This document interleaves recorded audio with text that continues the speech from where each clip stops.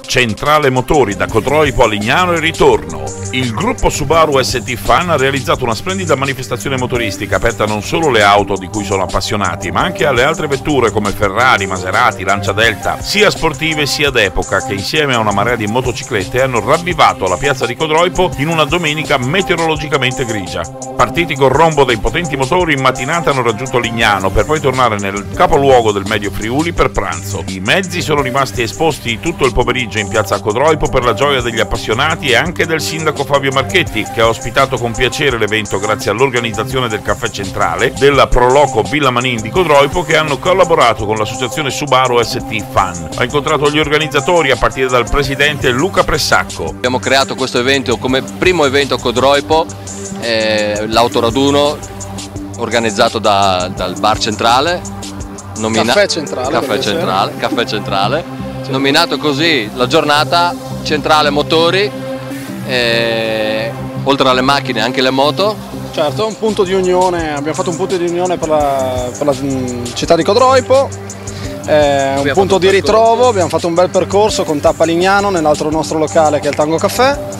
È stato semplicemente un punto di aggregazione di festa e la festa continuerà tutta la giornata insieme ai ragazzi della Subaru, di tutte le altre macchine, Ferrari, Lancer, Delta, auto d'epoca sportive, americane e non. E le moto Che ci hanno dato una grande mano nel percorso. Questo è divertimento. Poi la cosa più fondamentale che riguarda noi del gruppo Subaru ST Fans, che parte del ricavato va in beneficenza ai bambini della Duchenne Parent Project, sede Udine e Pordenone, se non sbaglio, non vorrei sbagliare comunque.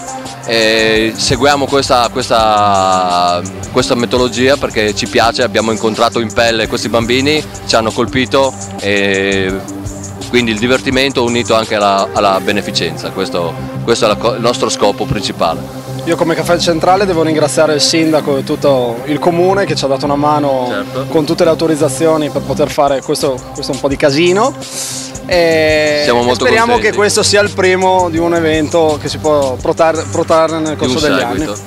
Io ringrazio gli organizzatori perché oltre a tutto quello che hanno detto danno lustro a Codroipo per una giornata, come chiamiamo noi, di morbida, perché oggi la piazza altrimenti sarebbe stata vuota, mentre per noi è importante che sia piena 365 giorni l'anno. Poi l'idea che è stata partorita dagli organizzatori, in particolare da Ivan, che gestisce oltre al caffè centrale il tango a Lignano Sabbiadoro, questo connubio Codroipo, Lignano Sabbiadoro, Codroipo, andata e ritorno direi io, è un qualcosa di molto gradito ma che vuole guardare avanti. Ricordo altresì che questa giornata è stata possibile grazie al contributo organizzativo di una delle Proloco più importanti, se non la più importante, la mamma di tutte le Proloco che abbiamo, che è la Codroipo Villa Manin, la Proloco Villa Manin Codroipo, qui rappresentata dal suo vicepresidente signor Felice Vecchione,